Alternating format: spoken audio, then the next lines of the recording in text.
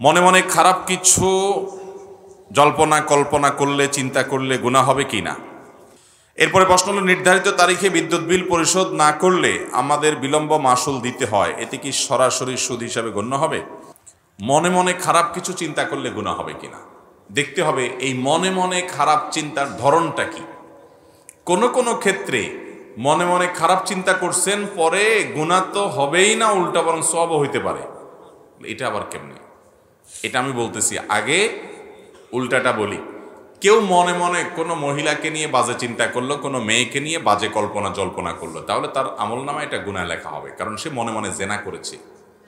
ওই মহিলার ব্যক্তিত্বকে মনে মনে সে অপমান করেছে, জেনা করেছে। জেনা লাইনে আর নজর, চোখের জেনা যেরকম দেখা, মুখের জেনা যেরকম মুখ দিয়ে জেনা করা, হাতের জেনা যেরকম ধরা, ঠিক তেমনি ভাবে মনের জেনা হলো মনে মনে কল্পনা করা, মনে মনে জেনা করা, মনে মনে জেনা চিন্তা এবং জল্পনা কল্পনা করা, বাজে কল্পনা করা। কারোর প্রতি কুধারণা করলো, খারাপ ধারণা করলো, আন্দাজেই বেহুদাই, তাহলে সে গুনাহগার হবে। এই জাতীয় খারাপ ধারণা, এই জাতীয় মনে বাজে কল্পনা গুনাহ, কারোর চরিত্র নিয়ে বা কাউকে জেনা করলেন ইত্যাদি ইত্যাদি।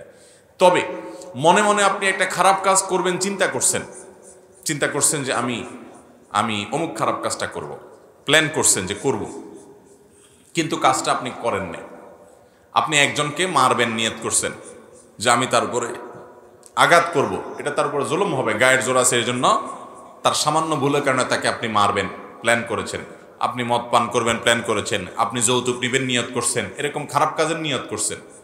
কিন্তু পরক্ষণে আল্লাহর ভয়ে যদি সেই কাজটা থেকে ফিরে আসেন, না আমি করব না, তাহলে এই যে আপনি খারাপ করার চিন্তা করেছেন, জল্পনা কল্পনা করেছেন, নিয়ত করেছেন, কিন্তু সেখান থেকে আপনি ফিরে এসেছেন, তাহলে এই ফিরে আসার কারণে আল্লাহ তাআলা আপনাকে গুনাহ তো দিবেনই না, বরং আপনি খারাপ কাজ করার চিন্তা করে আবার ফিরে আসছেন, সেজন্য আপনাকে আল্লাহ তাআলা সওয়াব দিবেন।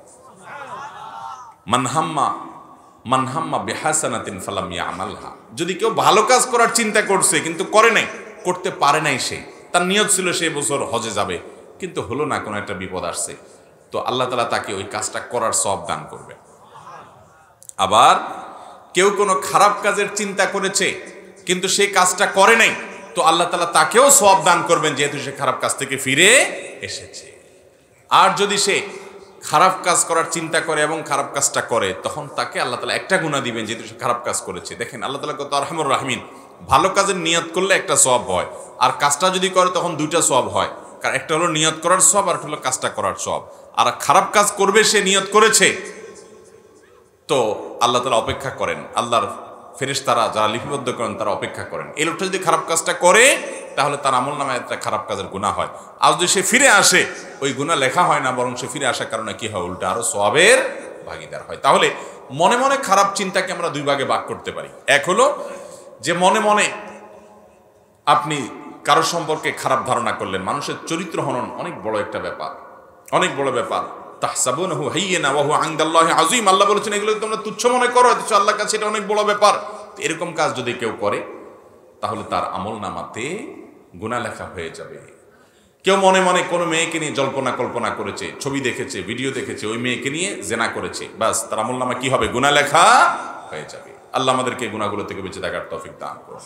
আর কেউ কোনো খারাপ বন্ধুর সাথে যাবে, কোনো খারাপ জায়গায় যাবে, কোনো খারাপ কাজ করবে, চিন্তা করেছে, নিয়ত করে রেখেছে, কিন্তু সে করে নাই, তাহলে তার কি হবে না, গুনাহ হবে না। এরপরে প্রশ্ন হলো, ব্যাংক থেকে না চাইতে যে সুদ আসে, সেটা দিয়া ব্যাংকের সার্ভিস চার্জ থেকে কাটাকাটি করা যাবে কিনা? সুদি ব্যাংকে কেউ লেনদেন করা, ইসলামী ব্যাংকিংয়ের ব্যবস্থা থাকা সত্ত্বেও সুদি ব্যাংকিংয়ের সাথে জড়িত হওয়া জায়েজ নাই। হ্যাঁ, কারোর বিশেষ কারণে প্রয়োজন হয়েছে, নিরুপায়, বাধ্য হয়েছে, বা আগে থেকে আছে, এখন সে ক্লোজ করে আসতে সময় লাগবে, বা বিশেষ মাসলাহাতের কারণে তার জন্য জরুরি, সে নিরুপায়, তাহলে সে সুদের কারবার করছে, সুদের কারবার করছে না, সুদের ব্যাংকে লেনদেন করছে, টাকা রাখছে, উঠাচ্ছে। এটা যদি কারণ নিরুপায় পর্যায়ের হয় এবং সে যদি রাখে, তাহলে তার যে ইন্টারেস্ট বা সুদ যেটা আসে, এই সুদের টাকাটা ওই ব্যাংকে যে লেনদেন করার কারণে তার ইয়ারলি চার্জ কাটে, তার ব্যাংকের হিসাব ব্যবস্থাপনা করার কারণে যে তারা চার্জ নেয়, এটিএম কার্ডের জন্য চার্জ নেয়, চেক ইস্যুর জন্য চার্জ নেয়, ইত্যাদি ইত্যাদি। এই চার্জের টাকাগুলো ওই সুদের টাকা যেটা সে পেয়েছে ওইটা দিয়ে সে কাটাকাটি করলে সেটা জায়েজ হবে না। কারণ চার্জ যেটা ব্যাংক নিচ্ছে ওইটা ব্যাংকের ন্যায্য অধিকার, আপনাকে সার্ভিস দিচ্ছে তার জন্য সে চার্জ নিচ্ছে। আপনি যদি সুদের টাকা দিয়ে দেন তাহলে সুদের টাকাটা আপনি নিজে ভোগ করলেন, আপনার একটা কাজে আপনি খরচ করলেন, এটা জায়েজ নাই। আপনি সুদের টাকা যেটা আপনার অ্যাকাউন্টে চলে আসছে ইতিমধ্যে, তো সেটা আপনি কোনো গরিব দুঃখীকে দান করে দিবেন কোনো সওয়াবের নিয়ত করা ছাড়া, বাস ওইটা আপনি নিজে ভোগ করতে পারবেন। অতএব ব্যাংকের টাকা আবার ব্যাংকে দিয়ে দিলাম হলো না, তা আপনি কি করলেন, ঘুরে ফিরে ভোগ করলেন, এটা জায়েজ নাই। মহিলা মাদ্রাসার ছেলে শিক্ষক ক্লাস করাতে পারবে কিনা? যদি মাদ্রাসা মহিলা হয়, মেয়েদের মাদ্রাসা হয়, তাহলে মেয়েদের মাদ্রাসায় মেয়েরাই শিক্ষকতা করবে, এটাই হওয়া উচিত। যদি পুরুষরা শিক্ষকতা করতে হয় তাহলে অনেক শর্ত শারায়েত মেনে করতে হবে। সেই শর্তগুলোর 1 নম্বর হলো শরীয়তের পর্দার বিধানকে অক্ষরে অক্ষরে মানতে হবে। যেমন পর্দার আড়ালে থেকে পড়াবে এবং কোনো রকমের ফিতনা যাতে না হয় সেজন্য সকল ব্যবস্থা গ্রহণ করবে। কারণ আল্লাহ রাব্বুল আলামিন পর্দার বিধানটাকে ফরজ করেছেন, আমাদের ইজ্জত সম্ভ্রমকে হেফাজত করে নির্দেশ করেছেন। অতএব এটা কোনোভাবে লঙ্ঘিত হতে পারে সেই দুয়ার উন্মুক্ত করা যাবে। যে পুরুষ পড়াচ্ছেন সেই পুরুষ কি পড়াচ্ছেন সিসি ক্যামেরা মনিটরিং হবে, তিনি কি কথা বলছেন, তার অ্যাটিটিউড কি, সেগুলো মনিটর করতে হবে, দেখভাল করতে হবে যাতে কোনো ফিতনা পতিত না হয়। এরকম শর্ত সাপেক্ষে ছেলেরা মেয়েদেরকে পড়ালেটা জায়েজ আছে, কিন্তু মহিলাদের জন্য মহিলা শিক্ষক যদি পাওয়া যায় সেটাই অগ্রাধিকার দিতে হবে। এরপরে প্রশ্ন হলো, নির্ধারিত তারিখে বিদ্যুৎ বিল পরিশোধ না করলে আমাদের বিলম্ব মাসুল দিতে হয়, এতে কি সরাসরি সুদ হিসাবে গণ্য হবে? যেই কোনো লেনদেনে, যে কোনো কাজে আপনার আর্থিক দণ্ড যেটা আরোপ করা হয় শরিয়ার দৃষ্টিকোণ থেকে সেটা জায়েজ নাই। সেটা বিদ্যুৎ বিল বলেন, পানির বিল বলেন, বা অনেক সময় স্কুল কলেজে দেখা যায় ছেলে মেয়ে ফাঁকি দিয়েছে, একদিন যায় নাই বা দেরি করে গেছে, তো তার জন্য জরিমানা আরোপ করা হয়, এত টাকা জরিমানা। এটা জায়েজ নাই শরীয়তে, আর্থিক দণ্ড আরোপ করা এভাবে এ ধরনের ক্ষেত্রে জায়েজ নাই। বলে তাহলে কি করবে?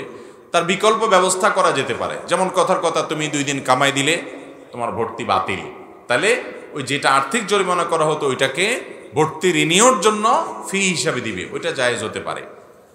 এখন কথা হলো বিদ্যুৎ বিল বা অন্যান্য বিল এগুলো দিতে দেরি করলে তো আমাদের অটোমেটিক অতিরিক্ত চার্জ চলে আসে, জরিমানা চলে আসে। এটা না দিলে তো আমার লাইন পাবো না, তাহলে তো আপনি নিরুপায়।